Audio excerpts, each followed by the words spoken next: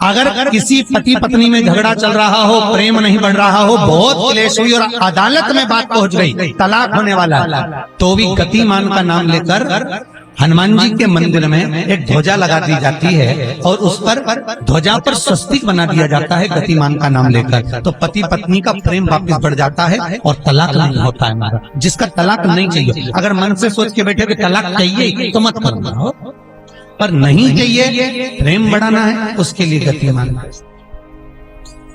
अगर कोई व्यापार व्यवसाय या कोई गाड़ी या कोई फैक्ट्री, जो लोहे का काम करने वाले हैं, जिनकी फैक्ट्रियां चल रही हो, वाहन का कोई गाड़ी लाके एक्सीडेंट हो जाता है, कोई पकड़ लेता है, कोई चक्कर आ जाता है, कुछ ना कुछ प्रॉब्लम, अगर लोहे से जुड़ी हुई फैक्ट्री हो, व्यापार हो, व्यवसाय हो, गाड़ी हो, घोड़ा हो, उसमें तकलीफ आ रही हो, तो किसी भी 14 के दिन, किसी भी 14 के दिन, चाहे पूर्णिमा की हो चाहे अमावस्या की, हनुमान जी महाराज के उल्टे पांव का सिंदूर लाकर गाड़ी पर या फैक्ट्री पर स्वस्तिक बना दिया जाए और गतिमान का नाम लेकर बनाया जाए, तो उस फैक्ट्री में कभी तकलीफ नहीं आ सकती, उसमें उन्नति ही बढ़ेगी। हनुमान जी के भाई गतिमान का स्मरण कर,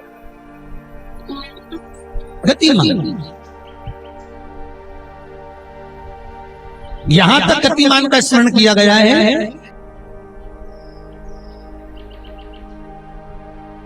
हनुमान जी के एक भाई का नाम है गतिमान। क्या नाम है? गतिमान। कभी स्कंद पुराण अगर पढ़े तो रामेश्वर में, रामेश्वर धाम की स्थापना में हनुमान जी का वर्णन पूरा है। कभी मौका लगे तो आप श्रवण करना स्कंद, तो उसमें हनुमान जी के भाई गतिमान का व्याख्यान लिखा हुआ। अंजना माता शिव की आराधना करते, और आराधना करते करते माता अंजना को इतना तप हो गया, इतना तप कि भगवान शंकर को माता पार्वती को भेजना पड़ा। एक ब्राह्मण की पत्नी का रूप रखकर माता पार्वती आकर अंजना के पास में बैठ गई, और माता अंजना के पास में आकर बैठकर बोली, अरे ओ अंजना, ये क्या कर रही है? अंजना कहती है, क्या बताऊं, मेरे घर में संतान नहीं है। मेरे पिता गौतम बाबा ने कहा है, संतान की कामना से अगर शंकर भगवान के शिवलिंग का पार्थिव पूजन करेगी तो तेरे यहाँ संतान होगा। पार्वती जी ने पूछा, कैसी संतान चाहिए तेरे को? तो अंजना के मुख से निकल गया, जिस देव अधिदेव की पूजन कर रही हूँ, इतना ही तेजवान पुत्र मेरे गर्भ से जन्म लेना चाहता। अंजना के मुख से निकल गया, इतना तेजवान पुत्र मेरे गर्भ से जन्म लेना चाहिए। माता पार्वती वापिस आ गई। शंकर भगवान ने पूछा, पूछिए क्या हुआ?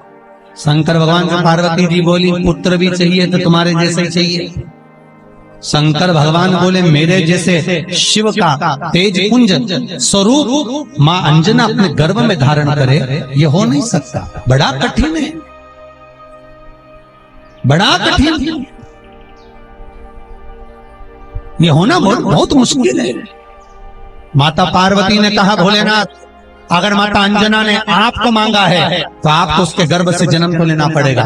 शंकर भगवान बोले, एक स्वरूप में नहीं, अंजना के गर्भ से 6 स्वरूप में जन्म लूंगा, 6 स्वरूप में जन्म लूंगा, क्योंकि अंजना मेरे तेज पुंज को अपने गर्भस्थ धारण नहीं कर सकती। भगवान का तेज पुंज पवन देव के माध्यम से अंजना के गर्भ में स्थापित किया। माता अंजना के गर्भ से 6 पुत्रों ने जन्म लिया। हनुमान, गतिमान, रतिमान, केतुमान, मतिमान, व्रतिमान, हनुमान जी के 6 भाई, 6 भाइयों के साथ माता अंजना के गर्भ से श्री हनुमान जी महाराज प्रकट हो गए। श्री हनुमान जी सुंदर कांड का पाठ घर में करवा रहे हैं और पंडित जी को फोन लगा कर कह रहे हैं, सबको मजा आना चाहिए। अब तुम पाठ करा रहे हो कि अब हम बोले व्यासपीठ से अच्छा थोड़ी ना लगेगा। अब बोलो री जीजियो, सही है कि गलत? और जीजा हूं तुम भी बोलो रे, सही है कि गलत है? अब ऐसी बात हम कहें अच्छा लगे? सुंदर कांड का पाठ करा रहे हैं और पंडित जी को फोन लगा के कह रहे हैं सबको मजा आना चाहिए महाराज, हम तो बहुत सारे सुंदरकांड करने वाले थे, परंतु हमने तुम्हारा सुना था कि तुम सुंदरकांड में बहुत मजा ला देते हो, इसलिए हम तुमसे करा रहे हैं, इसीलिए तुमसे करा रहे हैं। अब सुंदरकांड का पाठ मेरे हनुमान जी की कथा, मेरे हनुमान जी का चरित्र मजा लेने के लिए नहीं है, मोक्ष लेने के लिए है। जितने लोग सुंदरकांड में आकर बैठते हैं उन्हें चौपाई से कोई मतलब नहीं होता, उन्हें तो बस महाराज ने भजन गाया और इन्होंने नाचना प्रारंभ करा। जिस सुंदरकांड में लोग ज्यादा नाच लें समझ लो वो सुंदरकांड सफल हो गया। नहीं, शिव महापुराण की कथा कहती है भगवान शंकर का एक अंश अवतार है मेरे श्री हनुमान जी महाराज। जब आप हनुमान जी के नाम का उच्चारण करें, जब आप हनुमान जी के नाम की भक्ति करें, तब जैसे हनुमान के हृदय में राम निरंतर दौड़ते रहते हैं, उस समय पर आपके भीतर राम नाम दौड़ना चाहिए, तो समझो कि हनुमान की भक्ति प्राप्त,